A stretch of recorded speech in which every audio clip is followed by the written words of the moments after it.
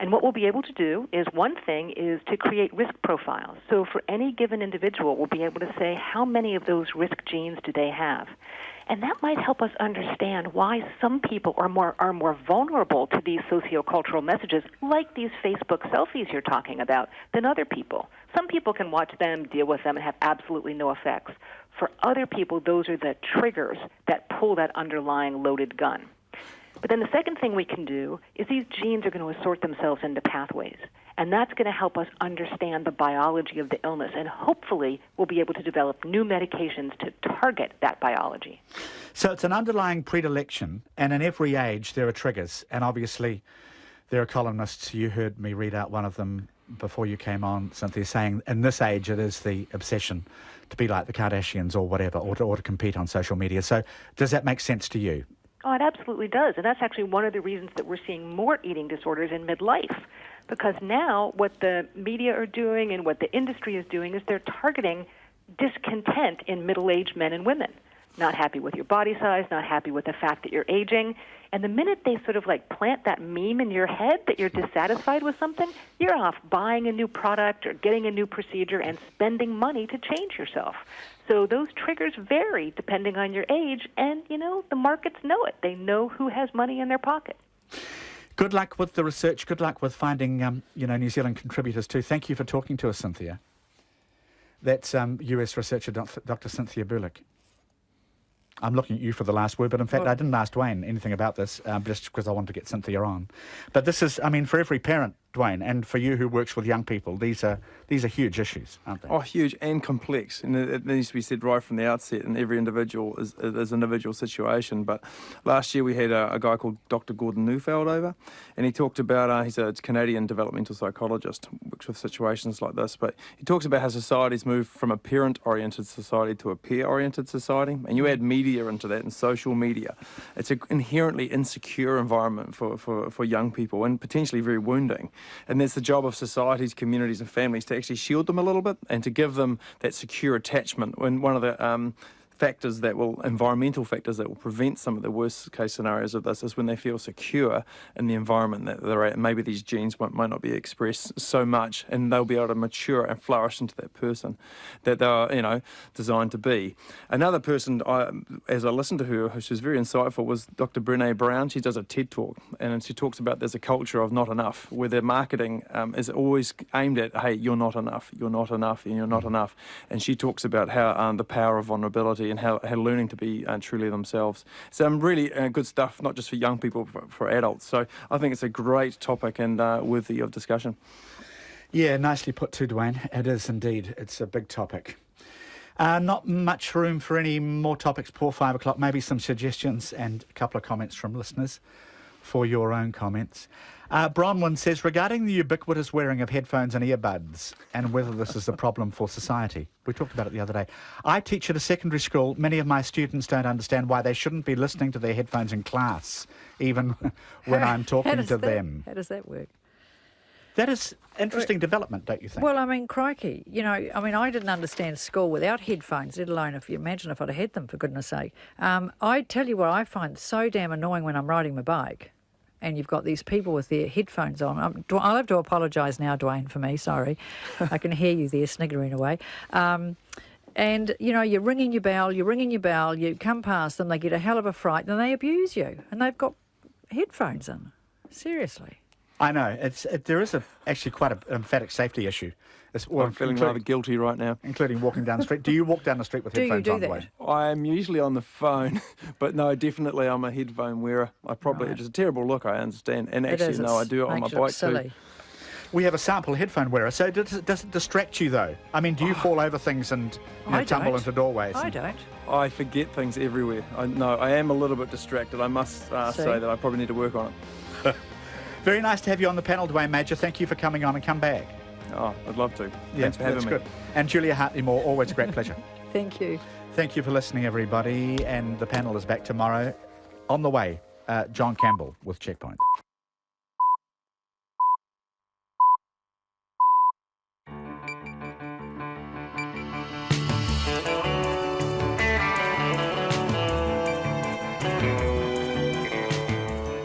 Kia ora everyone, welcome to Checkpoint on RNZ National. I'm John Campbell. On behalf of the Checkpoint team, thank you for joining us. Tonight, tea for two, but no settlement bill for you. The Prime Minister will not hit up the taxpayer for his settlement with Bradley Ambrose. The Waikato River gets a fail grade, and we ask how long before it's passing with flying colours. The answer's so shocking, we then go and ask the same question about rivers elsewhere in the country. A police pursuit from Auckland to Waikato with a gun and meth involved. The new Governor-General tells us a bit about herself. The Christchurch City Council sets a budget, but what does it all mean? And high-density chickens are not okay near Auckland. All of that and more over the next 90 minutes. But first, here's Katrina Batten with RNZ News. Kia ora, good evening.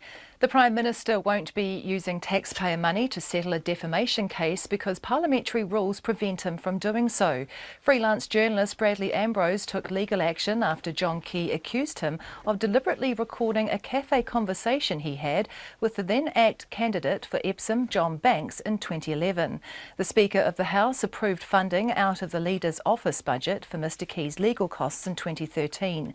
But the rules explicitly rule out using that fund to settle a case. Mr Key says the cost will now be covered by either the National Party or private contributions. Every rule's a bit different. I took the view I was acting in my role as leader of the National Party, not as Prime Minister. I mean, I could have elected to try and do something different, but I think that was appropriate at the time, and so on the basis of the rules it's appropriate the National Party pays. John Key is refusing to reveal the amount paid by taxpayers for his costs in 2013. The quality of the water in one of the country's major rivers has been rated unhealthy. A report released this afternoon by the Waikato River Authority gives the overall standard of the Waikato-Waipa River catchment a C+ because of the water's poor condition. It's the first comprehensive assessment of the catchment's quality. The Environment Minister, Nick Smith, says progress is being made, but it will take up to 80 years. The C+ is no surprise. It shows that actually there are good portions of the Waikato River that are swimmable and of a good quality, but as we get down into the bottom reaches, we are in difficulty. So C+ are barely a pass, and I think that is fair. Nick Smith says the findings will be used as the benchmark for future improvement for the catchment. The police say a couple in their 60s was sleeping last night when a driver fleeing the police ran into their house and took the man hostage at gunpoint. The chase, which began just after midnight, was sparked by the theft of two vehicles in Auckland's North Shore. Carla Penman reports. The high-speed police pursuit spanned more than 100 kilometres from Devonport on Auckland's North Shore to Ngaruawahia in Waikato. The police say after officers laid road spikes near the Bombay Hills, the man ran into a complete stranger's home, took a 64-year-old man hostage and then fled again in another car. A second set of road spikes later punctured at least one tyre, forcing the driver to surrender. The police say the suspect was high on methamphetamine. A 27-year-old man is due to appear in the North Shore District Court on several charges tomorrow. The man taken hostage got a minor hand injury, but was otherwise unharmed. This is Carla Penman. The Human Rights Commissioner says the panic over so-called jihadi brides could have been avoided had the government just picked up the phone and talked to Muslims. Last year, the head of the SIS and the Prime Minister talked about New Zealand jihadi brides travelling to Syria and Iraq. It's now clear none left from New Zealand or were living in Australia at the time.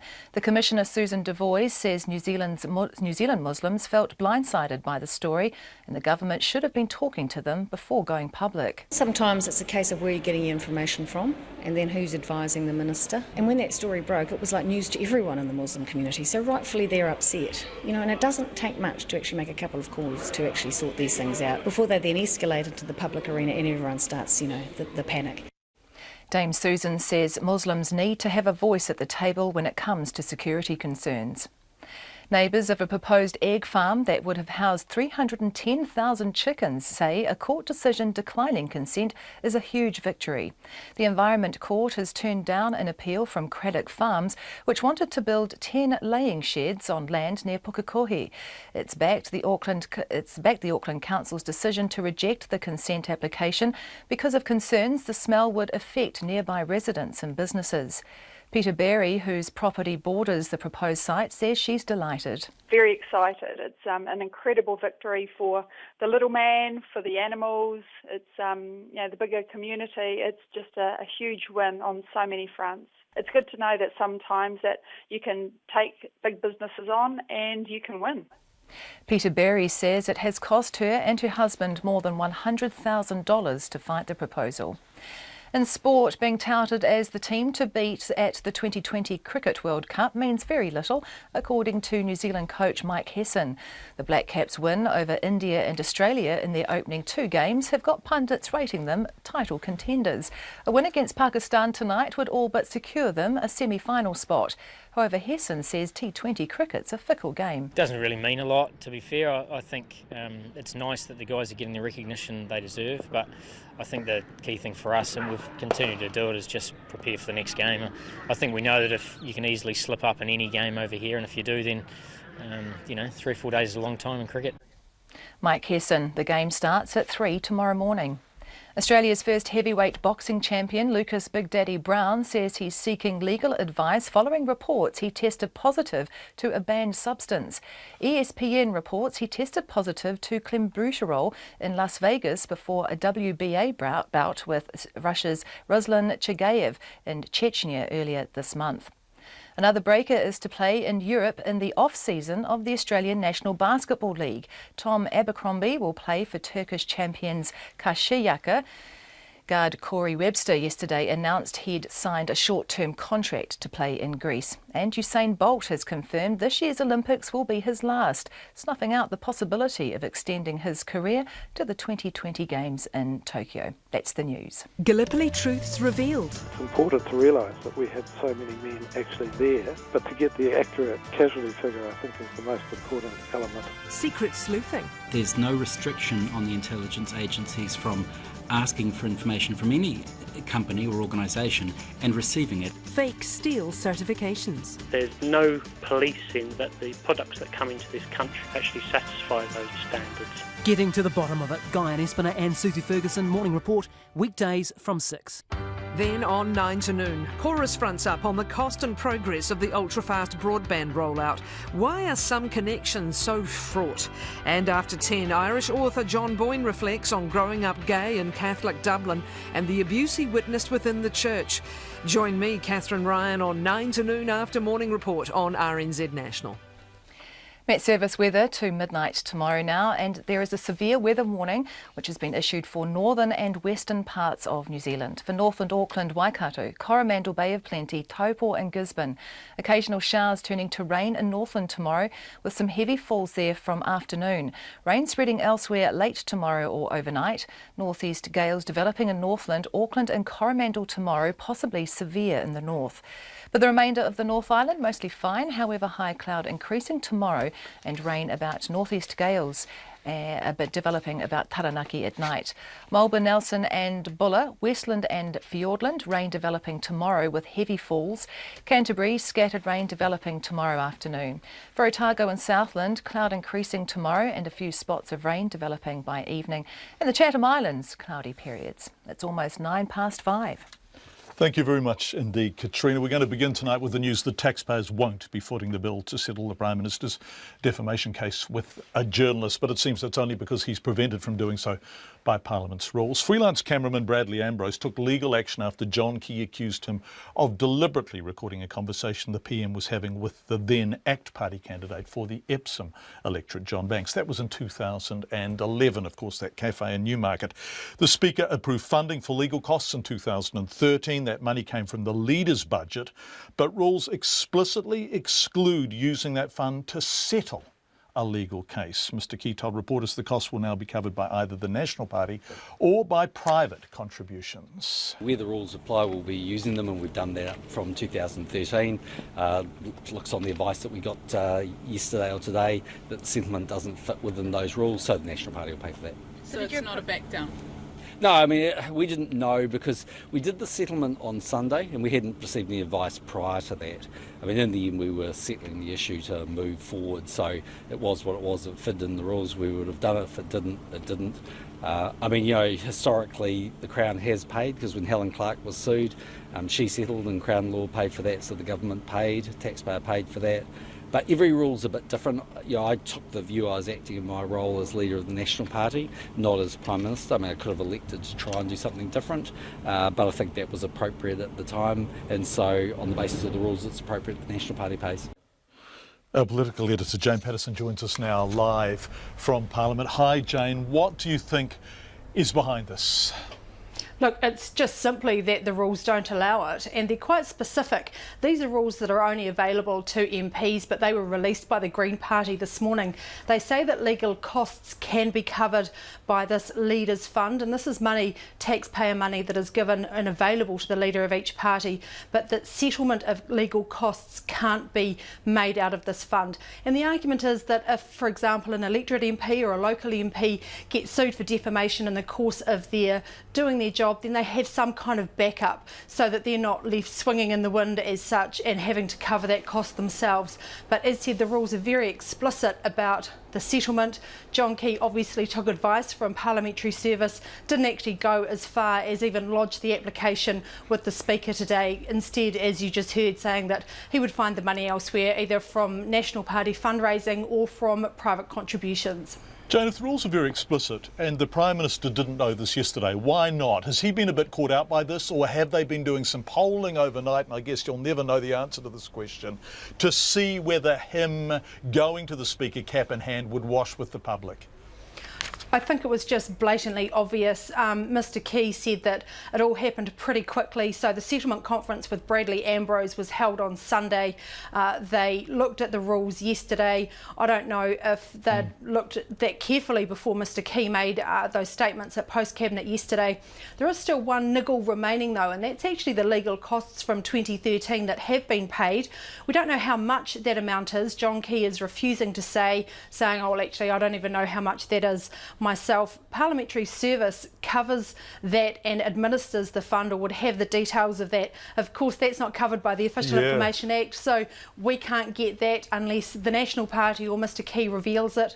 A lot of the opposition parties questioning either why the legal costs were paid from that fund, saying that the circumstances of this particular defamation case, Mr Key should have either got the money from his party or paid for it himself, and also now calling for Mr Key to tell taxpayers exactly how much they paid towards that legal cost that the Speaker approved in 2013.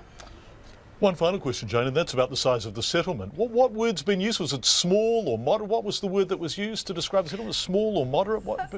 Small cash payment, and Mr Key gave a little bit of detail, and of course we can't say how much a general defamation case would cost in terms of relativity. He did say today that the payment that he would make to Bradley Ambrose was basically to pay Mr Ambrose's costs in that case, and that was small in comparison to what it would take for it to go to court. And that's now coming from either private donors or the National Party itself? That's right. Jane Patterson, our political editor, thanks very much indeed, Jane. Jane Patterson live from Parliament. The police say it's incredible, a drug-fuelled high-speed chase from Auckland down the motorway through to Waikato overnight didn't kill anyone. They say a stranger was snatched from his bed at gunpoint mid-pursuit, and it all began with a stolen ute in the North Shore suburb of Devonport. Our police reporter Carla Penman has the details. The high-speed police pursuit spanned more than 100 kilometres from Devonport on Auckland's North Shore to Ngāruawāhia in Waikato. Inspector Hayden Mander says police were alerted about a vehicle doing burnouts and donuts on Lake Road just after midnight. He says when police contacted the stolen ute's owners, they were told several men with links to the Black Power gang had held them at gunpoint and taken both that car and another. Inspector Mander says when the driver of the ute failed to stop for officers, a chase ensued. After speeds reached more than 150 kilometres an hour, the police abandoned the pursuit. The stolen ute continued to drive south down the motorway, being monitored by Motorways cameras. In the meantime, numerous police units had been mobilised and spikes were laid in Bombay. The stolen ute drove over those spikes but continued to flee and drove to a nearby cul-de-sac. Officers cordoned the end of that street, but the man got out of his car and ran into a property holding a firearm. He says a couple in their 60s had been in bed asleep inside. The gunman smashed a ranch slider door and ordered the gentleman in the house to get into his own Ford Falcon with him. The man's wife was left behind. Officers had meanwhile moved in to cordon and contain the property. However, the gunman then appeared with the hostage, fleeing south on the motorway in the victim's car.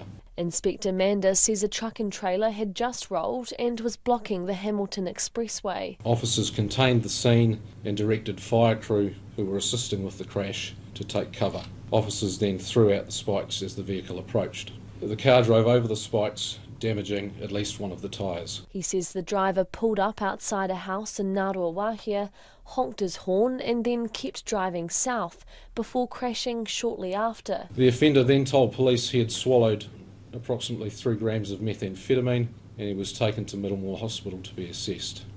The 64-year-old hostage received a minor hand injury but otherwise was physically unharmed. A 27-year-old man is expected to appear in court tomorrow on a range of charges, including kidnapping, dangerous driving and using a firearm against a police officer.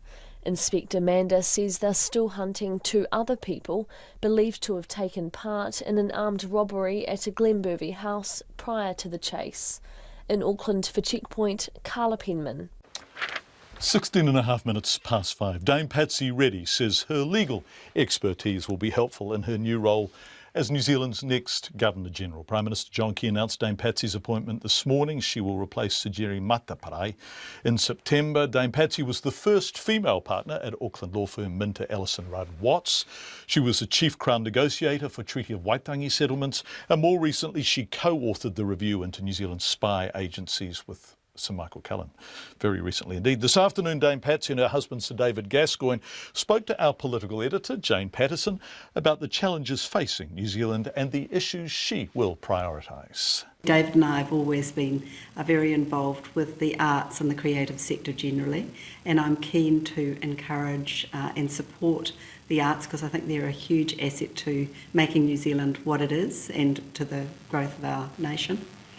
So that's one area. The other one is diversity in all its aspects. I've been a keen supporter of women in leadership and management roles. I'll continue to do that whenever I can, but I'm interested in education. But in this day and age, I think we need also to encourage diversity of culture and ethnicity and thought generally. So those will be areas of focus for me. And with just 2 days left until the end of the second flag referendum, Dame Patsy was asked if now was the time to consider New Zealand becoming a republic. I think it's a debate that's been around for many years and it will probably be around for many years to come. So I know there are a lot of people that are keen to see New Zealand as a republic. I'm personally very keen with constitutional monarchy, but I think it's a decision for New Zealanders in good time and I'm happy to work with whatever the decision is. Do you think that time has come in terms of potentially the momentum, particularly driven by the flag referendum? Well, let's see how the flag referendum goes. I know that there's been a great turnout, which is exciting, so let's see how that goes, and then we might get some guidance from that result, I suppose. And your own views on the flag? Yeah, I have voted, but I'm keeping that as my personal decision. It was me as a private individual. Does it affect the role at all if New Zealand decides to move away from the flag with the Union Jack, with that tie to Britain in terms of you as Governor-General? Well, I understand, in fact, I think it was from the Prime Minister's press conference yesterday that recently, that he'd spoken with the Queen and he seems comfortable that she's comfortable. I can't imagine that she wouldn't. I think there are only very few countries in the Commonwealth that have the Union Jack as part of their flag, Australia and maybe one other, is that right? So I don't see that as a deal breaker. Dame Patsy Reddy talking to Jane Patterson. We'll hear more from Dame Patsy and from her husband, former Judicial Conduct Commissioner Sir David Gascoigne, after 6 o'clock on Checkpoint. The water quality in the Waikato River is C-, whilst the country's longest river has an overall rating of C+. That does include assessments for effort, experience and other criteria. In terms of actual water quality, the first ever 5-yearly report card by the Waikato River Authority is a fail. Established in 2010, the River Authority combines central and local government appointees along with Waikato iwi into an organisation charged with tidying the river up. Easier said than done, as the report attests.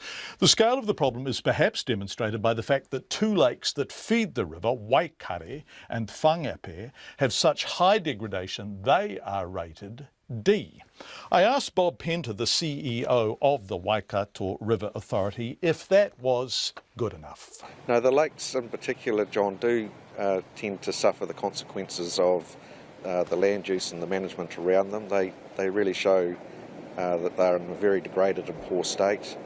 But equally, the river itself, and where I'm standing talking to you today at the delta of the Waipa River with the Waikato River, equally a site that's very degraded, with the Waipa having a huge amount of sediment that comes down it and flows into the Waikato River, so that the lower catchment in particular is degraded as well. So not only the lakes, but also the river and the tributaries to the river in a number of places are very degraded.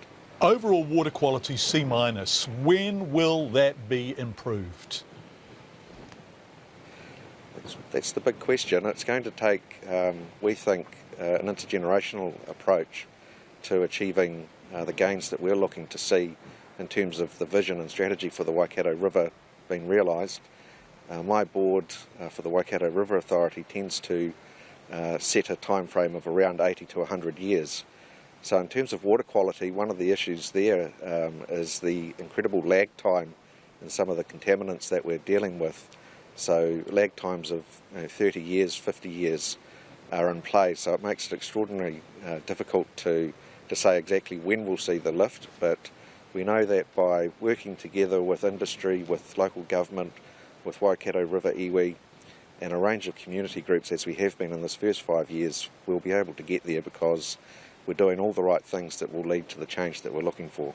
It's just that it's such a long time frame that in a way the kind of targets and objectives you're setting yourself are meaningless. I want to read to you from the bit you wrote looking forward at the end of the report, and I quote verbatim: "Firstly, as a result of public perception that the task of the authority may not be accessible, it's crucial that partners and stakeholders believe that we can be successful even though that task ahead is considerable." What does that even mean, Bob? Well, it means that it is an extremely complex task to restore a river that's 425 kilometres in length, and as I say, has a catchment of around 11,000 square kilometres. There isn't a single silver bullet that we can fire that will achieve a clean and healthy river, because the reasons that it's in the state it is are quite varied and complex. They range from issues such as land use change and intensification, sediment issues I mentioned, particularly in the Waipa. We have heavy metals from geothermal activity in the upper catchment. So there's no single cure to this complex job that we've been given. It really requires a range of actions on our part and with others working together to have a chance of restoring and protecting the health and well-being of the Waikato River catchment.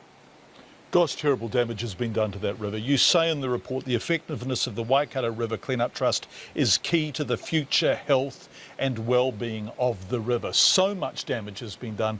The time frame for repairing the damage is so long. When do you think people will be able to start enjoying the Waikato River in some kind of state that the region and the country can be proud of? Well, I think already we're seeing some improvements where people are able to better enjoy engaging with the catchment in the broader sense, in terms of some of the projects we've funded, such as the Te Awa River Ride, where quite extensive cycleways are being put alongside the river so people are able to engage with and enjoy being connected to the river environment. But in terms of substantial change, particularly around water quality, we are talking in the order of 20, 30, 40 years plus. 20, 30, 40 years plus. That was Bob Pender, the CEO of the Waikato River Authority. In fact, the plus, and Nick Smith, the Minister, referred to this earlier in the day, is as long as 80 years. So does that hold for other rivers in New Zealand? Well, after 6, we go to Canterbury to ask an expert there, how long will it take to tidy up, to clean up other New Zealand rivers from all the nitrates in them? That's after 6 o'clock.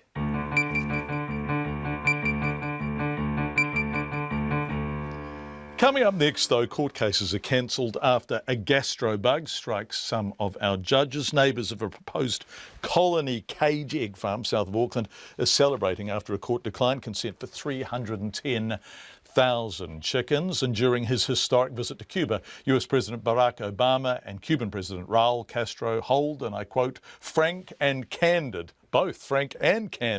discussions about human rights. We'd love to hear from you in any way you choose. You can text us on 2101. You can email us on checkpoint@radionz.co.nz. And of course, our Twitter and Facebook addresses are Checkpoint RNZ. Just quickly, court cases have had to be cancelled this week because of a gastro bug outbreak among the country's top judges during their annual conference. The 53 judges from the Supreme Court, Court of Appeal and High Court were staying at the Chateau Tongariro, of course on the northern side of Mount Ruapehu, when they fell ill. The Judicial Office told Checkpoint that 18 of them caught a short-lived gastro bug. All 3 Court of Appeal cases this week are having to be rescheduled, along with a couple of High Court cases in Wellington. The conference organisers have informed Waikato Population Health of the outbreak, and it's now investigating the cause. The Chateau, however, wouldn't comment because it says it's not able to talk about its guests. The Judicial Office says the judges are all either recovered or nearly recovered. 26.5 Neighbours of a proposed egg farm that would have housed 310,000 chickens say a court decision declining consent is a victory for the little guy. The Environment Court has turned down an appeal from Craddock Farms, which wanted to construct 10 laying sheds on land near Pukekohe, which is south of Auckland. The court backed Auckland Council's decision to turn down consent because of concerns the smell would affect nearby residents and businesses. Here's our reporter, Kate Newton. Craddock Farms has been trying to gain consent for 2 years to build a new farm at Patamahoi in order to comply with rules that take effect in 2022 about how caged hens can be housed. The site, which measures about 19 hectares, is home at the moment to racehorse training stables and surrounded by a few scattered rural properties and a horticulture business. The nearest of those neighbours is Peter Berry, who lives on a lifestyle block with her husband Ray. She fought the Craddock appeal and is delighted with the court's decision. Very excited. It's an incredible victory for the little man, for the animals. It's the bigger community. It's just a huge win on so many fronts. It's good to know that sometimes that you can take big businesses on and you can win. Mrs. Berry says the site's neighbours opposed the farm for many reasons, but the main reason the court turned it down was because of the potential smell. The appeal court has said that there can be no comfort around the system that they have devised to accommodate odour and to make sure that it's dispersed in such a way that no one will be adversely affected. The chickens would have been housed in colony cages, which provide more room than battery cages, but have already been banned in some European countries. A spokesperson for Stop Craddock Farms, Deirdre Sims, says the court decision is also a victory for animal welfare. We think it's going to go a long way towards our bigger goal, which is we want government to ban all caged chicken farming. And we're just really so pleased that now 310,000 hens won't have to be confined to these cruel colony cages. Ms Sims says she hopes the decision will prompt Craddock Farms to rethink how it produces eggs. Obviously, they've got to sell the land in Patamahoi and probably look for somewhere else to build. But obviously we're hoping that they decide it's just too much hassle and that they should go into something that consumers actually have much more preference for, like free-range farming. The managing director of Craddock Farms, Stefan Craddock, declined to be interviewed, but the company provided this one-line written statement. Obviously, we are disappointed. We only received the decision yesterday, so we are spending time reviewing it and looking at our options. The Poultry Industry Association also won't comment on the decision, but its executive director, Michael Brooks, provided RNZ News with figures that show about 67% of laying hens are still in cages that will be illegal by 2022. A further 14% are in the colony cages that Craddock Farms intended to construct at Patamahui. Mr Brooks says it's projected that about a third of hens in battery cages will be rehoused by 2018, a further third by 2020, and the remaining hens by the 2022 deadline. For Checkpoint, Kate Newton. When Kate finished, it was 5:30 to the second, Katrina Batten. Oh, so exciting. Yeah, very exciting. So, ladies and gentlemen, here's a historic first, the 5:30 headlines at 5:30. Unbelievable. The Prime Minister won't be using taxpayer money to settle a defamation case because parliamentary rules prevent him from doing so. Freelance journalist Bradley Ambrose took legal action after John Key accused him of deliberately recording a cafe conversation he had with the then ACT candidate John Banks in 2011. The rules explicitly rule out using the Leader's Office budget to settle a case. Mr Key says the cost will be covered by either the National Party or private contributions. The quality of the water in one of the country's major rivers has been rated unhealthy. A report released this afternoon by the Waikato River Authority gives the overall standard of the Waikato-Waipa River catchment a C+ because of the water's poor condition. The police say a couple in their 60s were sleeping last night when a driver fleeing officers ran into their house and took the man hostage at gunpoint. The pursuit covered more than 100 kilometres from Auckland's North Shore to Waikato. Road spikes finally punctured a tyre on the car, forcing the driver to surrender. The hostage has a minor hand injury.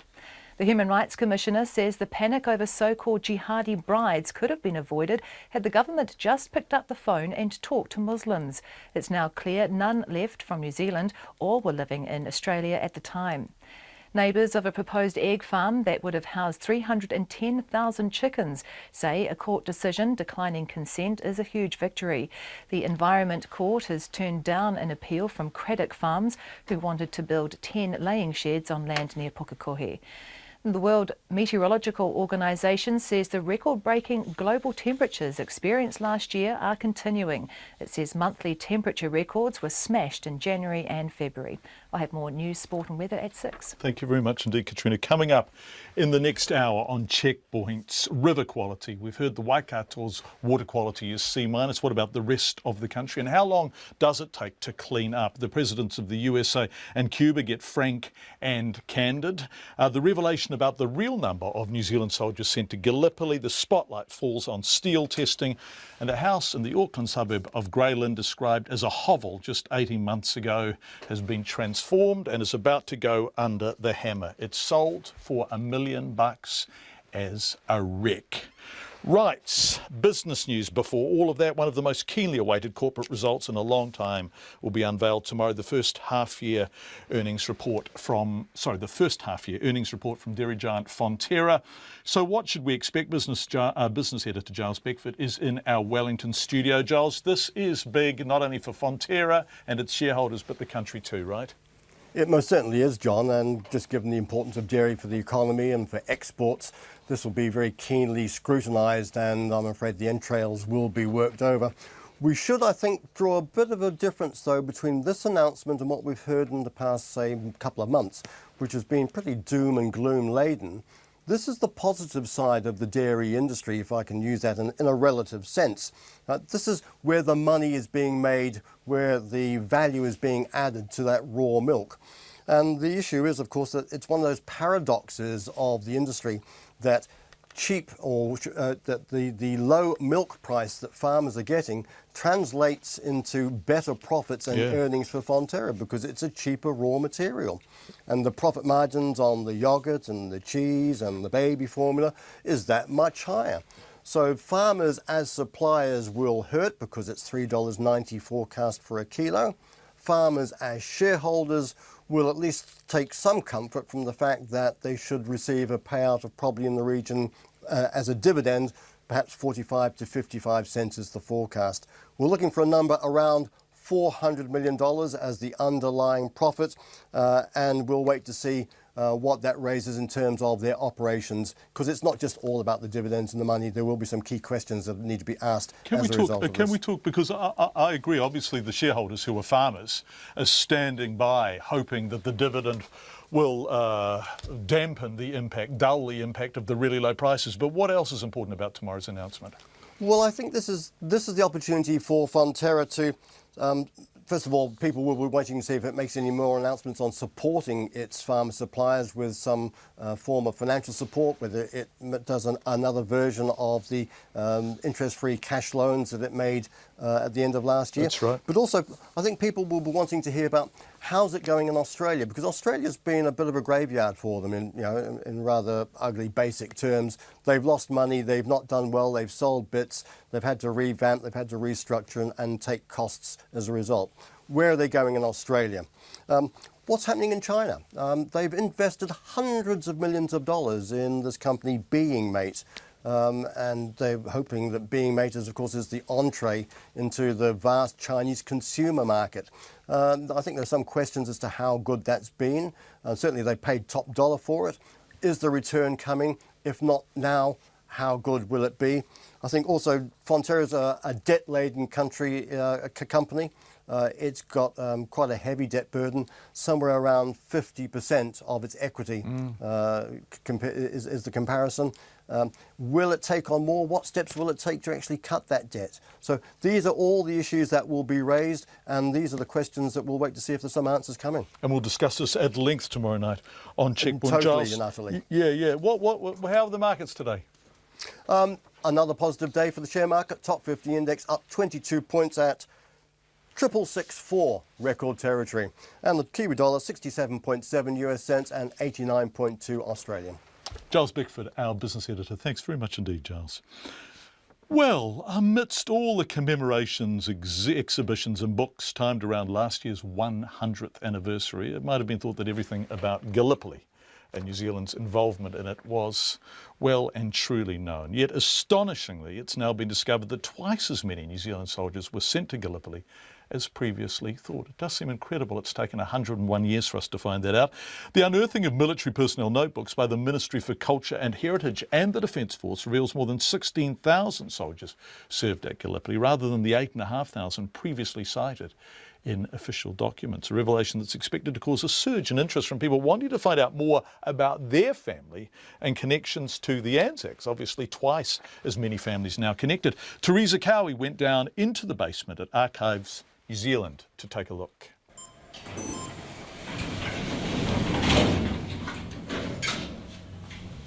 So these are the notebooks. There's 5 from the Deputy Assistant Adjutant General collection, but these 3 are the most significant. They're entitled Arrivals and Departures, and this particular one is from the 6th of July through to the 9th of August 1915. The standard issue Army books, brown. The notebooks were handed over to archives from the Defence Force in the 1960s, but no one knew how significant they were because the description entered in the catalogues decades ago didn't mention they were Gallipoli records.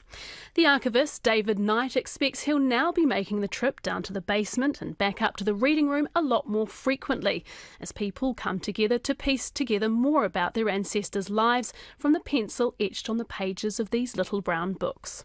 We've already had some interest from New Zealand family historians, and I think it'll probably inspire budding New Zealand historians to probably come in and have a look to see what else they can discover.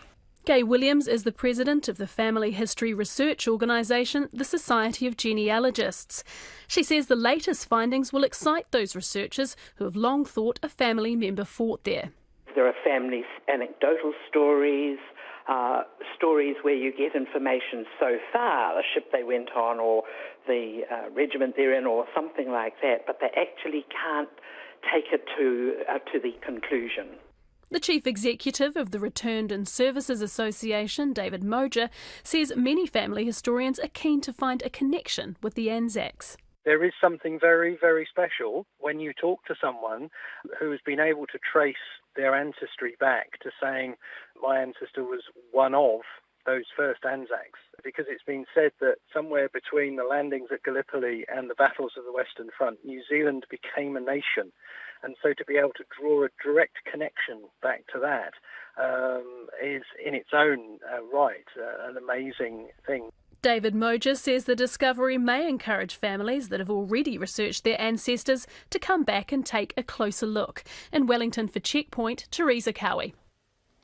Just coming up to 20 minutes to 6 on Checkpoint. Engineers are backing calls for the government to tighten New Zealand's steel testing regime. The Australasian Certification Authority wants the country to adopt Europe's stringent testing, where company heads must sign off steel products to show they're up to standard and face jail if they're not. Laura Bootham reports. The authority has said New Zealand is a wild west when it comes to steel testing, and it's a view shared by Auckland-based engineer John Campbell. It's getting to the stage from a structural engineering point of view back to the worst days of the 19th century where an engineer couldn't trust the building products. John Campbell says the issue of substandard steel imports is comparable to the leaky homes crisis and billions of dollars are at stake. He says there are too many unknowns around steel certificates to be confident they're always accurate. There is more and more push to have, for example, fabricated steel coming from China, and the material may comply, it may not, but it just, for a short saving, it creates an awful amount of additional work for councils and engineers trying to keep on top of it. The Society for Safety Engineering is part of the Institution of Professional Engineers. Its chair, Joseph Bain, says the new Health and Safety at Work Act comes into force on April the 1st, and companies will have to take more responsibility for ensuring the steel products they import are actually safe. Dr Bain says that paperwork accompanying the steel cannot always be trusted. If a company is importing steel, then they need to ensure that the steel is the grade they say it is, which might mean they can rely on the original manufacturer's paperwork, but at the same time it might not. It depends on the manufacturer. The importer might need to implement their own testing regime or some equivalent form of quality control. The Building Industry Federation Chief Executive, Bruce Conn, says reports of substandard steel have been a wake-up call for the industry. He doesn't believe issues with poor steel products are systemic here, but warns the sector needs to understand the impact of the world oversupply of steel. All suppliers and buyers need to be aware that there can be variations in steel quality from Asia. In China, there's currently a saying that steel is cheaper than cabbages. The Heavy Engineering Research Association deals with steel construction in buildings. Its director, Wolfgang Schultz, says while it tries to lead the way by having a traceable supply of steel-certified products, there are clearly issues with some non-complying products on the market. Dr Schultz says MB needs to take a firmer line to ensure standards are met. We request MB to really take a lead there and make sure that we have got the policing element in place. This is not the case. It very much relies on voluntary contributions off the chain to make sure we are there. Dr Schultz says engineers have to sign off steel products and then take responsibility for how they perform. For Checkpoint, Laura Bootham. A woman accused of multiple stabbings, one fatal, in Wellington last year has been found not guilty by reason of insanity. The 26-year-old faced 5 charges, including murder, assault with a weapon and 3 charges of wounding with intent to cause grievous bodily harm. In the High Court in Wellington this morning, Justice Collins accepted the woman's not guilty plea. Our reporter Catherine Hutton was at the hearing. Catherine, this is quite unusual. Can you tell us what happened? Well, yes. So today's hearing was to decide whether or not she could indeed plead not guilty by reason of insanity, and she actually didn't say much through today's hearing. She sat beside her lawyer and cried at times, but other than that, we didn't hear anything from her. We heard more about what happened on the day of the attack, which was July 1 last year. So her parents at that stage were so concerned by her behaviour that day, they took her to her GP, who referred her then to the crisis team at Wellington Hospital. She assaulted her GP when he saw her, believing that he was trying to poison her, and she was deeply suspicious of the members of the crisis team that assessed her. Two of those team assessed her, and they thought that they'd convinced her to take her medication, which we learnt today she actually hadn't been taking for 3 months prior to the attack. So thinking that she was taking her meds, they discharged her, and shortly after that she stabbed a 67-year-old man and 4 others, including a 9-year-old boy, Just one final point on that. A blood sample taken after the attack showed no evidence of antipsychotic medication, which you would have expected if she'd taken her meds at the time of ED. Yeah. Catherine, what was her psychiatric history? Well, she was first became unwell in Australia actually in 2008 and had since then a number of admissions to hospital, some under the Mental Health Act. Today we heard from 2 forensic psychiatrists who were brought in to give evidence in support of her case.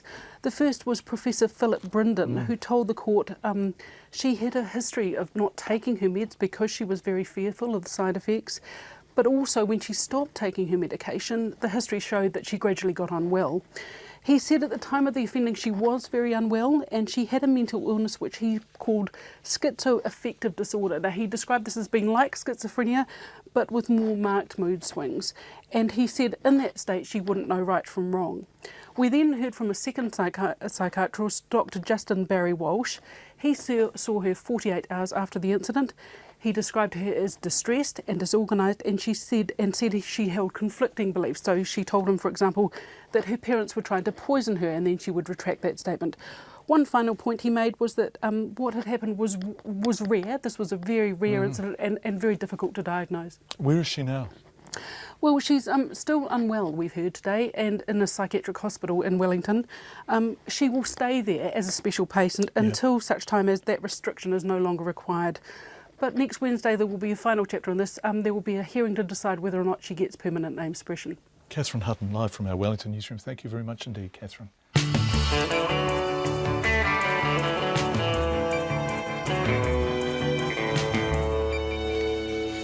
It's 14 minutes to 6. A year and a half ago, an unlivable, it was almost unbelievable, an unlivable 2-bedroom hovel on a pretty small section in the central city suburb of Greylyn sold for over $1 million in Auckland. Now, if you live outside of Auckland, you may have missed the media attention that sale generated at the time. But in the city, it was basically seen as proof positive that the city's housing market had lost the plot. Since being bought by developers in late 2014, the 120-year-old cottage has had a facelift. And that's something of an understatement. And tonight goes back under the hammer, although I'm sure lots of cameras will be there. Alex Ashton with this. When it was up for sale in 2014, the agent called it the worst house in the best suburb. In fact, he went as far as to describe it as one of the worst conditioned houses he'd seen in quite some time. 2 Leighton Street didn't sound much on paper. Just 70 square metres with holes in the floor, black mould and nicotine-stained ceilings. Virtually unlivable without a complete overhaul. But what it did have was land, 380 square metres of it in one of Auckland's most desirable suburbs, Greylyn. Despite its shortcomings, it sold for a whopping $1,075,000 to development company Evoke Development. And post a major renovation job, it's virtually unrecognisable from its former state. 2 Leighton is now a 4-bed, 2-bath luxury villa, complete with its own 2-storey glass atrium. And tonight it's back up for sale. Now that auction takes place at 6 o'clock. Alex Ashton, who filed that report, is at it and he will join us live to tell us what that property has sold for. Remember, as a dump, a wreck, in desperate need of work, it sold for over $1 million. But there is a sense that the Auckland property market, particularly at that level, has plateaued. So it will be fascinating to see what it goes for. Apple, who still haven't returned our calls, by the way, about their tax bills in New Zealand. That's almost 6 months of no response now. Arguably remarkable given their businesses making and taking phone calls, is hoping that small will be big again. It's unveiled a smaller, cheaper iPhone model that targets new customers in emerging markets as well as people who do want a smaller, cheaper phone as it tries to reverse falling phone sales. Bobby Rebell from Reuters reports. Apple unveiled smaller and cheaper devices to try to bring in new buyers, especially in emerging markets and China. Apple's Tim Cook. iPhone is the most loved smartphone in the world. And today we're welcoming a new member to the iPhone family.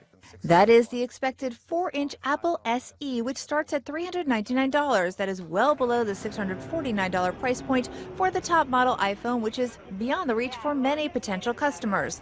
It is Apple's second attempt to go for the mid-tier market after an unsuccessful foray 3 years ago with the iPhone 5C. Forrester's Frank Gillette. But it's basically a copy-paste of the guts of a 6S into a 5S with a rename. And To me, the really interesting news is that they've committed to keeping the small screen size, and they've dropped the price of the cheapest iPhone by more than 10%. That is key because it makes it competitive with other mid-tier rivals, most running on Google's Android system. Apple also unveiled a new iPad Pro tablet at the event, along with new wristbands for the now lower-priced Apple Watch and other product updates. The news did not excite investors. Shares of Apple, already down about 20% from their all-time high, closed relatively flat. That report from Reuters. Let's talk cricket now. The New Zealand men's cricket team can match the feats of their female counterparts and make it 3 from 3 at the T20 World Cup when they take on Pakistan overnight tonight. The White Ferns, as you will have heard this morning, all but assured themselves of a spot in the semi-finals with a 6-wicket win over Australia last night. Extraordinary performance from the White Ferns. We'll talk about that in a sec. The Black Caps have beaten the two powerhouses in their group. India, of course, playing at home with huge crowd support, and Australia, who are the one-day champions and are now favoured to beat Pakistan and Mohali. We're joined by our sports reporter, Barry Guy. Barry, hello, welcome. Nice shirt, Barry, for people who can't see you. It's a rather fetching kind of 21st century paisley. Still summer in Wellington. It's magnificent. You can't beat it on a good day, Barry. The way the men are playing, they've got a very good chance. Although you don't want to tempt fate at this T20 tournament. You don't want to predict anything, but they've got to be favourites against Pakistan, don't they? Are we being a bit premature, perhaps, if I say a year ago we got on a bit of a roll with the Black Caps at the 50 over World Cup, and perhaps it's starting again because, as you said, they've beaten the two top teams supposedly in the group, and now they're playing Pakistan and they've got Bangladesh to come, and so the signs are all positive. It is interesting, everyone we spoke to before the tournament started within the team, they said they like the balance of the squad with, 3 spinners, Corey Anderson, the all-rounder, a sort of a steady batting attack that wasn't going to change very much. And the pace bowlers who, when you look at it now, Tim Southey and Trent Boult haven't played a game yet, and that you would have expected them to lead the way. Yeah. So it's a squad performance, and they don't appear to be nervous at all about switching things around for the conditions and the team they're playing. The team they're playing is Pakistan. Now, Pakistan, I thought, looked out of sorts when they were in New Zealand. They're playing in Mohali. This is a wicket that will be more familiar to them because it's not far from Pakistani conditions, obviously. What can we expect from them? Well, I have heard that Mohali wicket this time looks a little bit green, so that'll be good for the New Zealand bowlers. Pakistan, I think, are a bit like one of those teams that, like the West Indies, that on their day anything can happen. I agree. Rashid Afridi, and we're being a little bit cautious here, probably quite rightly. There possibly is a couple of injuries. I think Mohammad Hafiz may not play for the Pakistanis. But again, it's one of those ones that, and T20 is so fickle that if a side gets on a roll, it's hard to contain. Yeah. Although the New Zealanders have managed to do that to a good extent in their matches recently. So, yeah, it's going to be a tough one, but I'm more than expecting perhaps to wake up tomorrow morning and watch a New Zealand victory. Yeah, I hope you're right. Let's talk about, speaking of New Zealand victories, what about the White Ferns last night? What about the way they took to Australia at the beginning of their innings? It was extraordinary. Exactly. How many times have New Zealand men and women beaten Australia in the same week? That doesn't happen very often. No, wonderful. And New Zealand struggled somewhat against Australia this summer, but again, maybe they're taking something from the New Zealand men's book in a way that, confidence in the way they're playing.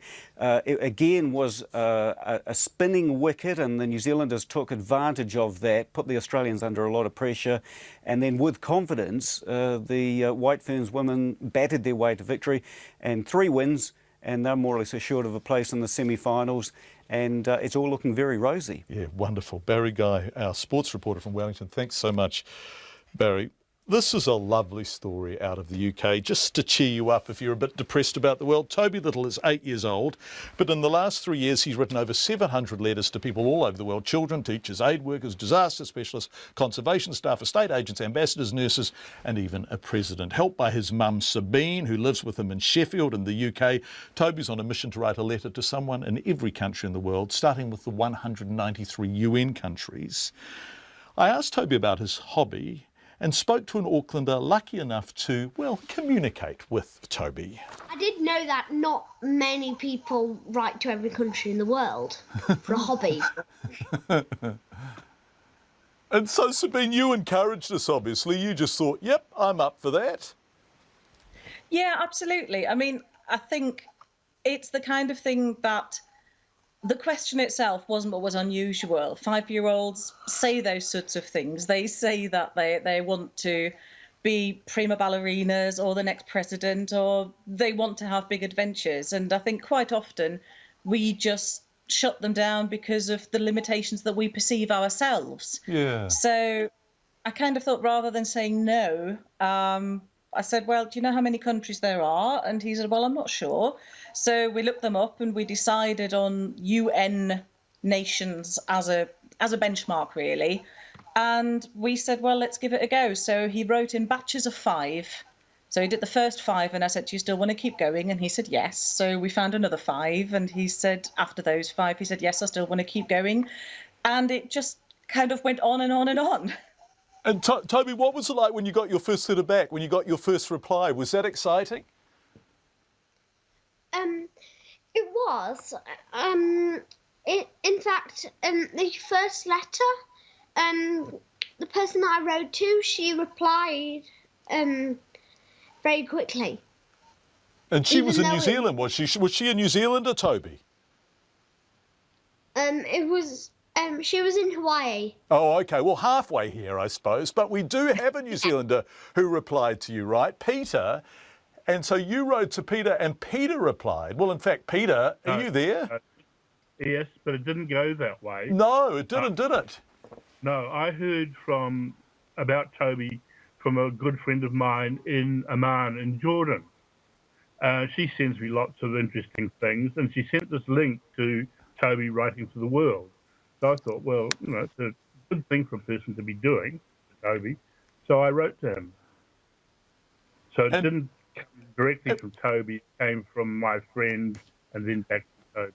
And what did you write to him about, Peter? What did you say? What did you select as material for Toby? Where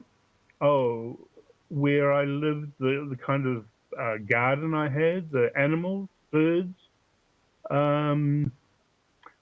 But then he replied very quickly and asked things like, had I been up the Sky Tower and jumped off it? One of the things, had I seen a shark, which I had, but as a child. So those are the things he was interested in. Yeah. So, it's a celebration of wonder, isn't it? Really, Peter. It's a beautiful, inclusive child sense of the fact we're all in this together. That's exactly right. And I think the whole thing of letter writing very important. Everybody emails, but to actually write and have a physical letter that later on you can look at and refer to is really important. What do you know now, Toby? What do you know as a result of all the letters you've written and all the study you've done about the places you're writing to and all the replies you've received? What do you think is the one thing you've learned? The world's actually a pretty small place. What's your favourite place you've heard from so far, Toby? What's the most wonderful, mysterious, exciting place? Well, I have 3 favourites, but I do love all my answers. My 3 favourites are Lebanon, Michigan, and Antarctica. Yes, and they're very different places, aren't they? There's lots of variety there. Well, I liked Antarctica because it's the Antarctica, so it's the South Pole, and also because they sent me a happy birthday banner because it was around my 6th birthday. I liked Lebanon because they wrote an article about me. I liked Michigan because the person that I wrote to, when we went to Michigan, she took us all around the museum that she was working at, which was the Henry Ford Museum. That is pretty cool. I wonder, Toby, this is a boring question, but do you know what you want to be when you grow up? Do you want to be head of the UN or somebody who kind of works to bring the world together? Do you have lofty ambitions now, or are you too young to be able to answer that question? I have no idea. I mean, my mum says I'm kind of a natural learner. So, so I don't learn one thing super quickly, but over time I get really good at things. Toby, who is writing to every country in the UN, 193 countries in total, receiving a lot of replies from all around the world. The kindness of strangers, which is a good thing, and probably the world needs more of it. And if you weren't watching that, if you were listening to it, he was snuggled up on the couch in the arm of his mum, Sabine, who encourages him and supports him and makes him, well, he just makes it all happen himself, really. But good old Sabine, snuggled up on the couch. Toby and Sabine, here's the pips.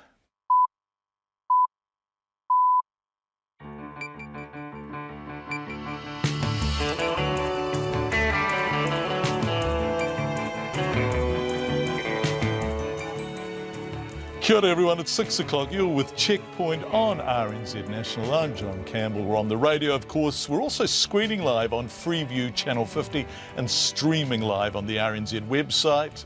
We haven't been saying that as much lately. If you want to watch us, you can via those means. However you're doing so, thank you for joining us. Coming up in the next 30 minutes, what's in store for Christchurch ratepayers in the draft annual plan? We go to Christchurch, the incoming Governor-General, on whether it's time for New Zealand to be a republic, and more actually. She talks a bit about who she is and what she believes in, and we cross live to the auction of that former hovel in central Auckland. But first, here's the news with Katrina Batten.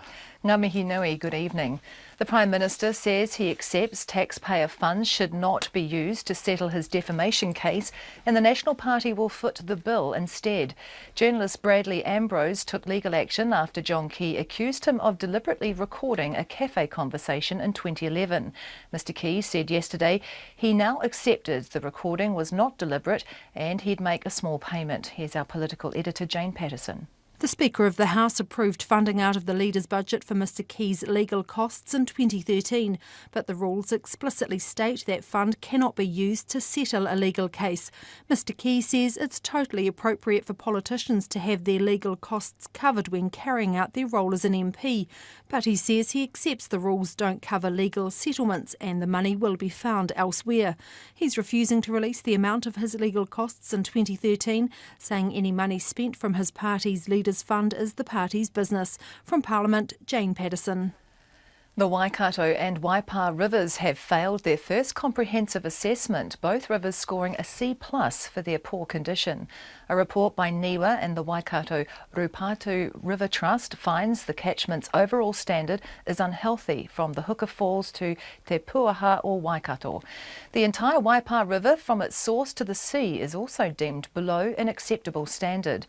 The Chief Executive of the Waikato River Authority, Chief Executive Bob Penter, told Checkpoint the reasons the rivers are in such a state are varied and complex. They range from issues such as land use change and intensification, sediment issues I mentioned, particularly in the Waipa. We have heavy metals from geothermal activity in the upper catchment. So there's no single cure to this complex job that we've been given. It really requires a range of actions on our part and with others. Bob Penter of the Waikato River Authority. The next Governor-General, Patsy Reddy, says she's keen to support the arts in her new role and also encourage diversity. The Prime Minister announced today Dame Patsy had been appointed by the Queen for a 5-year term starting on September the 14th, when Sir Jerry Mataparai steps down. Dame Patsy says she's going to spend some time over the next 6 months thinking about the areas she wants to focus on, but 2 are immediately obvious to her. I'm keen to encourage and support the arts because I think they're a huge asset to making New Zealand what it is and to the growth of our nation. The other one is diversity in all its aspects. I've been a keen supporter of women in leadership and management roles. The next Governor-General, Patsy Reddy. Court cases have had to be cancelled this week because of a gastro-bug outbreak among the country's top judges during their annual conference. The 53 judges from the Supreme Court, Court of Appeal and High Court were staying at the Chateau in Tongariro when they fell ill. The Judicial Office told Checkpoint 18 of them caught the bug, but all are either recovered or nearly recovered. The conference organisers have informed the Waikato DHB's Population Health Service of the outbreak and it's investigating the cause. The Chateau has declined to comment, saying it can't talk about its guests.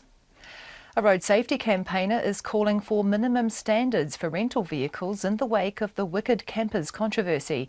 The rental company has come under fire for what some have called offensive slogans on its campers, and the chief censor is considering whether to ban them.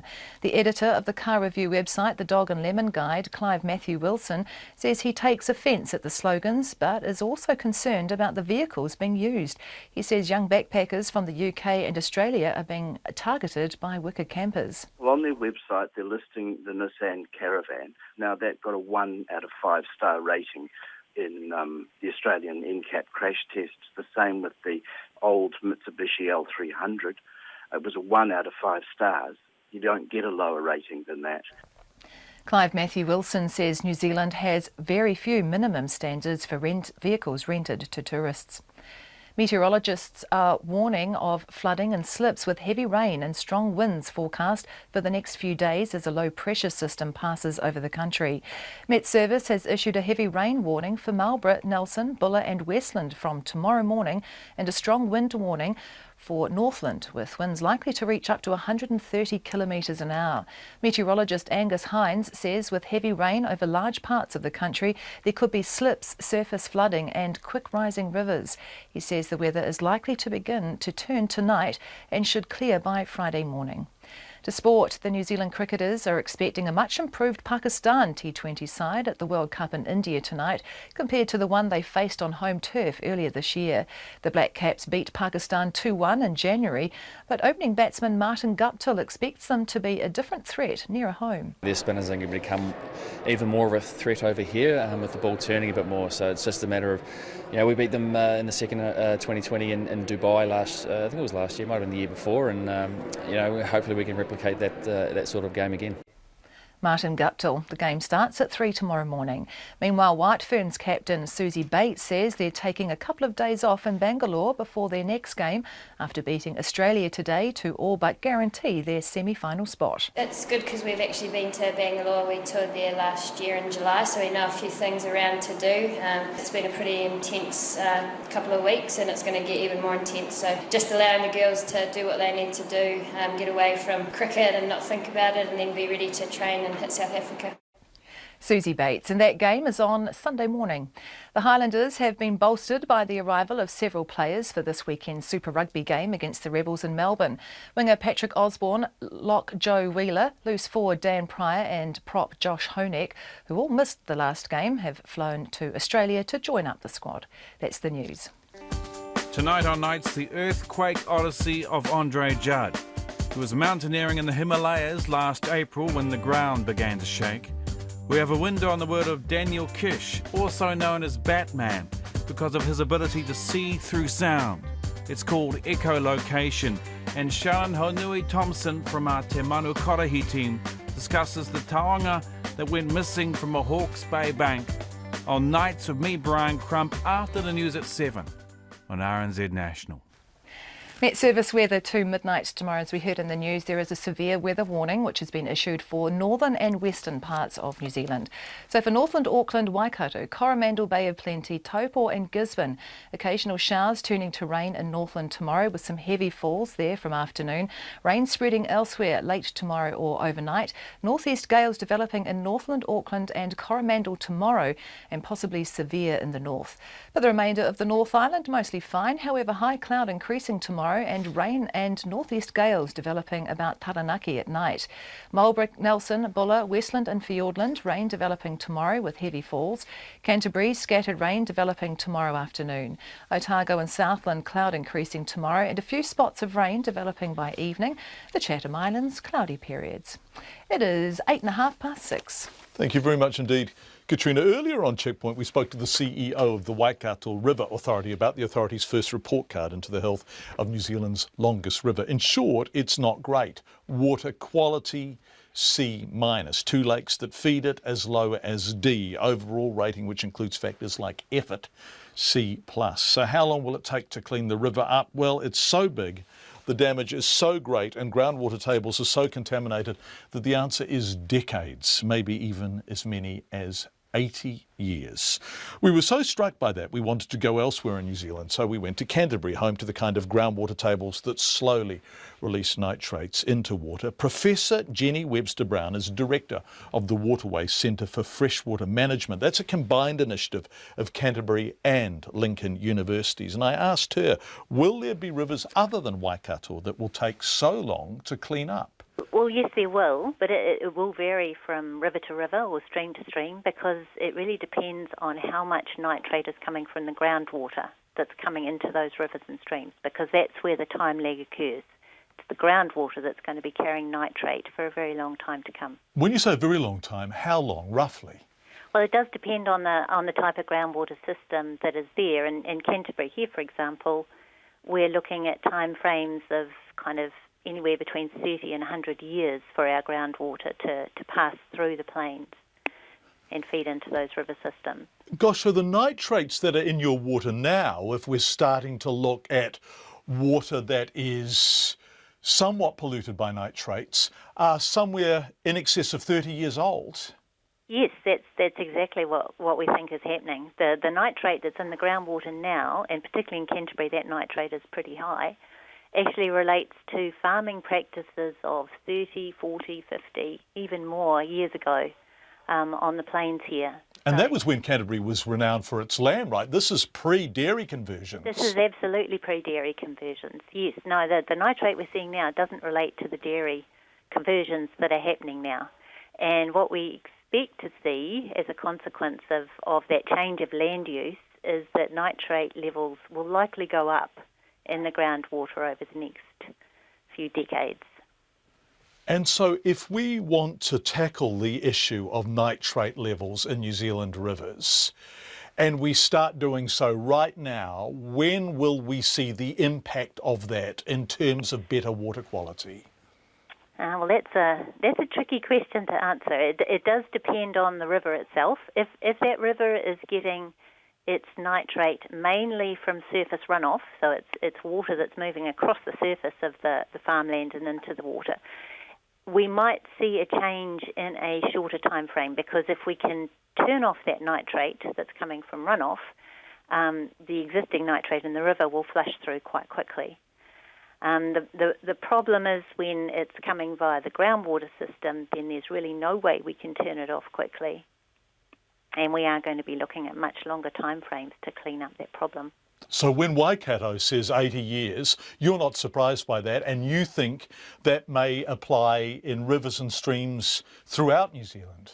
In some, yes, absolutely. Yeah, I think it will be a relatively common scenario. It might be 20 years for some, 80 years for others, maybe over 100 years for some. It depends entirely on that sort of the groundwater regime that river is in. And groundwater rivers tend to be nearer the coast, right? Well, the contribution of groundwater to those rivers and to lowland streams, which are often got springs in them, which are pure groundwater, the contribution is greater nearer the coast, because that's where groundwater starts coming back up to the land surface. That's Professor Jenny Webster-Brown. Quite a bit of feedback on the issue of taking 80 years or somewhere in that ballpark to tidy up the Waikato. Kia ora, says Dan Hikoroa. Regarding the multi-decade timeframe for Waikato River recovery, remember it's been subject to hideous abuse for over 170 years. Worldwide experience suggests that recovery takes about half the time it took to degrade. I guess that is consistent with taking 80 years. And 80 to 100 years, Mike says, we and these Muppets are all dead. This sort of timeframe to clean up our river is Nick Smith and John Luxton copping out, and the Waikato River Trust is feeble window dressing. Your feedback is welcome. Text 2101 or email checkpoint@radionz.co.nz. Businesswoman Dame Patsy Reddy is the country's next Governor-General. The Prime Minister, John Campbell, announced this morning Dame Patsy will replace Sejiri Mataparai for a 5-year term starting in September. Dame Patsy was the first female partner at Auckland law firm Minter Ellison Rudd Watts. She was a chief Crown negotiator for the Treaty of Waitangi settlements and more recently co-authored the review into New Zealand's spy agencies with Sir Michael Cullen just a couple of weeks ago. This afternoon, Dame Patsy and her husband, former Judicial Conduct Commissioner Sir David Gascoigne, spoke to our political editor Jane Patterson, and in part they discussed whether it was time for New Zealand to consider becoming a republic in light of the kind of debate that's been taking place around the flag referendum. I think it's a debate that's been around for many years, and it will probably be around for many years to come. So I know there are a lot of people that are keen to see New Zealand as a republic. I'm personally very keen with constitutional monarchy, but I think it's a decision for New Zealanders in good time, and I'm happy to work with whatever the decision is. Do you think that time has come in terms of potentially the momentum, particularly driven by the flag referendum? Well, let's see how the flag referendum goes. I know that there's been a great turnout, which is exciting, so let's see how that goes, and then we might get some guidance from that result, I suppose. And your own views on the flag? Yeah, I have voted, but I'm keeping that as my personal decision. It was me as a private individual. Does it affect the role at all if New Zealand decides to move away from the flag with the Union Jack, with that tie to Britain, in terms of you as Governor-General? Well, I understand, in fact, I think it was from the Prime Minister's press conference yesterday that recently, that he'd spoken with the Queen and he seems comfortable that she's comfortable. I can't imagine that she wouldn't. I think there are only very few countries in the Commonwealth that have the Union Jack as part of their flag, Australia and maybe one other, is that right? So I don't see that as a deal breaker. Are you both ready for life in Government House? It's pretty hectic and pretty full on, pretty much a 24-hour job. Are you looking forward to it? Yes. Well, I must say I'm a bit nervous about it, but I think especially with David being an enthusiastic supporter, we'll make it work, and I haven't really seen around the house other than the public rooms that everyone's been to, so I'm looking forward to understanding a little bit more about how it works and what my role will be. And David, are you happy to play the role of the enthusiastic husband on a lot of these outings and a very public figure? I certainly am. Patsy and I do lots of things, everything really, together, and we're mutually supportive, and I'm very keen to be supportive of her in her new role. And a bit of talk about job sharing, so that might work quite nicely in this instance? Yeah, that's right, absolutely. Dame Patsy Reddy and her husband, former Judicial Conduct Commissioner Sir David Gascoigne, talking to our political editor Jane Patterson earlier today. The Christchurch City Council has come up with a budget for the next financial year that attempts, on the face of it, to please everybody. The draft annual plan was released today, includes a scaled-back asset sales program and reduced rate rises. Our Christchurch local government reporter Conan Young takes a look at how the council has worked to pull this off. Last year, the cash-strapped council increased rates by an average of 8% and warned of further rises this year and next of 7%. In the words of the Mayor, Leanne Dalzell, what a difference a year makes. When you think of where we were last year, we didn't have the insurance settled. The horizontal infrastructure quantum was still to be resolved. We now have certainty in these major areas of the council's budget.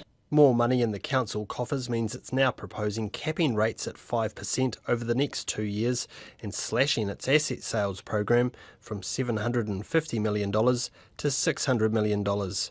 This year, which also happens to be an election year, further asset sales will be put on hold.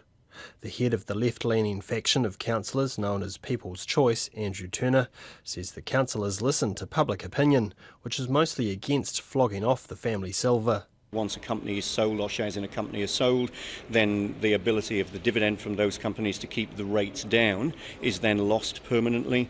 I certainly take the view that it's prudent for us to be avoiding the sale of assets. The council's appetite for debt has also changed, and it will now direct council-owned companies to take on more debt in order to increase the amount they pay back to the council. Councillor Raf Manji says this makes sense in the current financial environment. Long-term interest rates have fallen 2% in the last 18 months, so that actually changes the trade-off between equity and debt. And by the time we get to 2017, that may have changed again.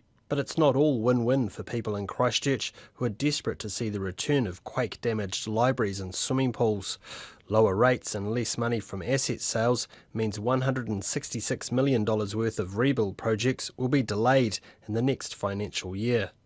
Leanne Dalzell insists the delays are not cost-cutting and are due instead to constraints in the supply of labour that were holding up all aspects of the rebuild. Where projects are ready to go and can be delivered, we will bring them forward on the budget. So this is not about financing so much, it is about capacity to deliver. The Chief Executive of Age Concern, Simon Templeton, says the number of elderly people he sees in financial trouble has doubled in the past year, thanks in large part to last year's 8% rates rise. He says a 5% increase is better than 7%, but still a burden on those with fixed incomes.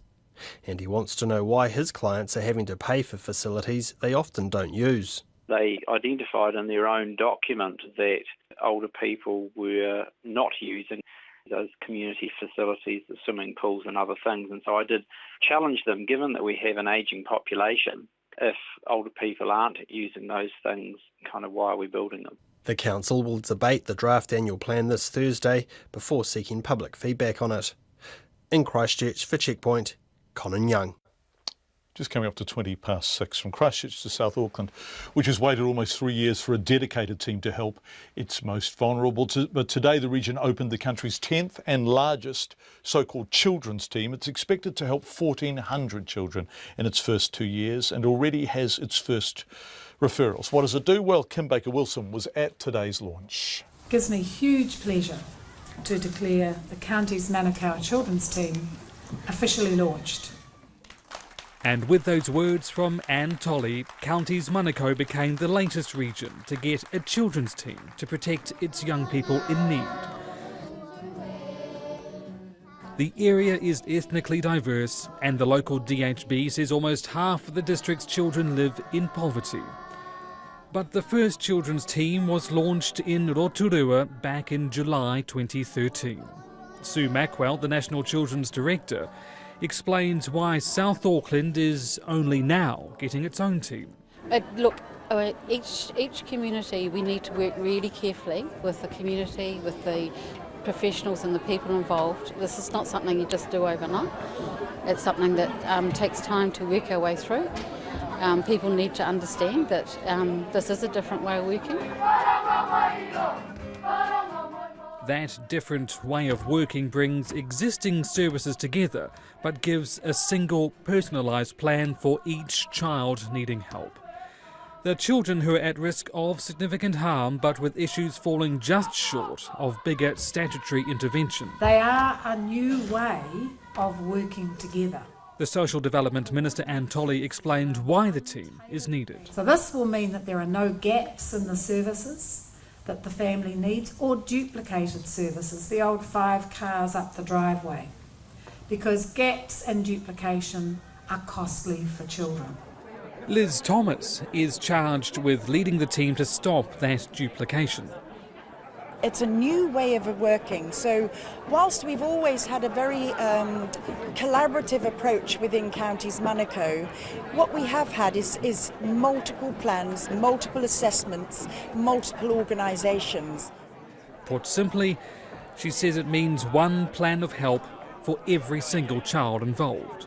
So where we have children who might have multiple health problems, that might have problems that are multiple and complex, the one plan will allow for all of those organisations to work in a much more joined up approach, a much more joined up way. The District Police Commander, Superintendent John Tim, says lessons have been learned from the teams that are based elsewhere. And of course today is the easy part. It's nice to have a launch, it's nice to have a cup of tea. But actually the hard work starts this afternoon. But I think the most important part of going forward is, and it's my commitment to the community and to our children on behalf of the governance group, is that we are going to make a difference.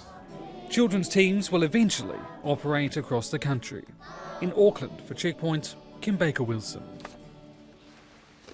Thanks, Kim. It's just gone 23 minutes past 6. Now, if you don't live in Auckland, you won't really remember this house, but in 2014 it was seen as evidence that the city's property market had completely lost the plot. It was a hovel, it was unlivable, holes in the floor, no loo, everything falling apart, 70 square metres, 380 square metres of section in Grey Lynn. It sold for just over $1 million. And at the time it received huge publicity. It's been refurbished, done up entirely. It's now quite a flash house and it's being auctioned tonight. Now, is this evidence that the Auckland market that was seen to be almost mad when this property sold for $1 million is now plateaued? Is it selling, Alex Ashton? You're at the auction. What's happened? Hey, John. Yes, I am at the auction. Well, I was at the auction anyway. I'm actually outside the house now. Didn't sell, unfortunately. Just one bid. There was lots and lots of people in there, probably between 80 and 100. Mostly media, I suspect, Alex. What was that? Mostly media, I suspect. I don't know if they were being covert. But it was, so one bid at $2.5 million. Unfortunately, that wasn't quite the reserve. We don't know what the reserve was. You're joking. It was passed in at 2.5. Yeah, passed in at 2.5. Wow. So this is a place they paid $1 million for at the end of 2014. They've obviously spent a bundle on it, but it's a 380 square metre section, and they would take 2.5 for it. Well, I mean, it's a nice place, though, John. I was having a look around before, and it's been done very well. I don't know how much these things cost. I'm definitely no expert, but no, it's certainly a nice place, and it looks good, packed out at the back with everyone waiting to obviously not bid, but have a look. But yeah, no, unfortunately, no sale yet. So now what happens is the seller talks with the person that did place that bid, see if they can negotiate something. Other people can place bids now too, but yeah, no result just yet. Alex Ashton, thank you so much. In 2014, this was evidence of madness in Auckland. Perhaps it's evidence of sanity returning, that no one's prepared to pay more than $2.5 million for that property. Right, coming up on World Watch PM at 6:30 with Elizabeth Brown. Should we have a sting underneath me should we run one, Jeremy?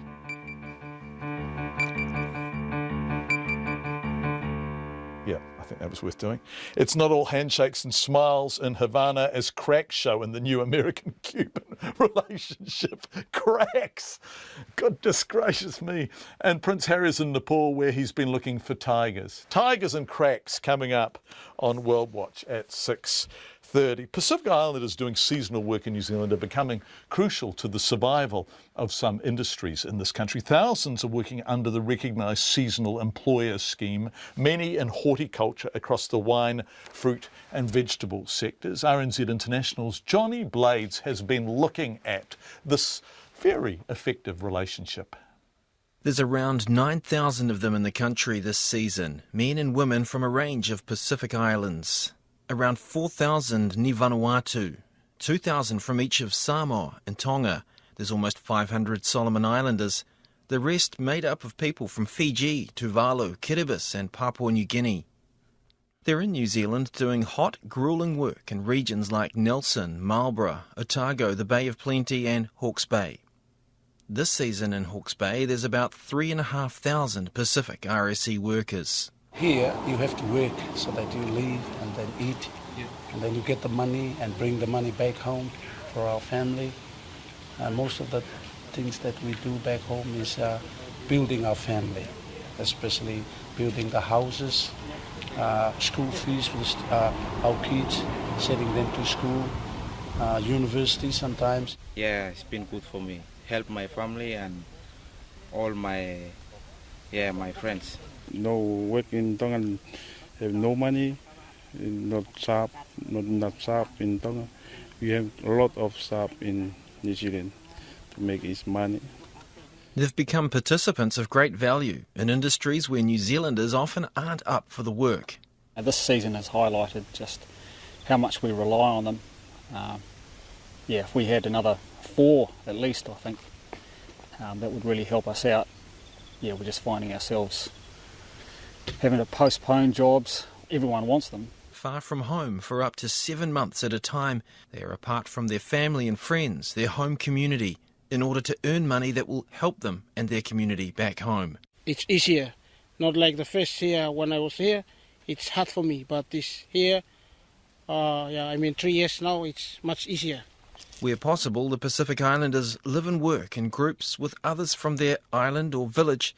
More experienced workers among them help keep the younger ones focused. And we are lucky that all of the boys came from the same village. And this is our second year, and we are the first lot as well to be the returning group to come to work to New Zealand. It's approaching a decade since the RSZ scheme began. There were some teething problems, such as occasional incidents related to workers socialising and how they managed their earnings. But over the years, the system has become more efficient. Returning workers have adapted to life in New Zealand and the productivity has increased. There's a number of our orchards, so those 41 or 42, I can't remember the exact number, who have told me they wouldn't be in the industry if it weren't for RSZ. It was a game changer. It may be the best example of how New Zealand is helping the lives of Pacific Islanders, but above all, it's a partnership. Johnny Blades from Radio New Zealand International, RNZ International. I warmly recommend them. You don't hear much of their stuff on RNZ National because it's made to go throughout the Pacific, but it's top notch and you can find it on their website. Just go to RNZ and search for RNZ International. They do really great work and they're amongst the only people doing it in our region. It's top notch. Tomorrow on Checkpoint, Teo Spearing, talking about the Fonterra result. We've previewed it with Giles Beckford. What will the payment be to shareholders? Of course, shareholders are precisely the same farmers who are doing it tough on milk prices at the moment. That will be tomorrow night. Bit of feedback to end with. In your introduction to the piece about permission withheld for the egg factory, you mentioned the win for the residents, not now encountering the smell. How about the win for the 300,000 plus chickens saved from a life in inhumane conditions? Says Mark, I'm happier for them. We'll end on that note tonight. Thank you for your feedback. Thank you for listening. We'll be back tomorrow night at 5.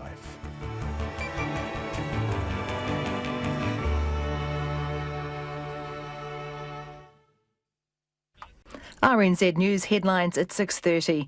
The Prime Minister says he accepts taxpayer funds should not be used to settle his defamation case over the so-called teapot tapes, and the National Party will foot the bill instead. The Waikato and Waipa rivers have failed the first comprehensive assessment of their condition. The next Governor-General, Patsy Reddy, says she's keen to support the arts and also encourage diversity. And Met Service is warning of flooding and slips with heavy rain and strong winds forecast. Our next news and weather at 7.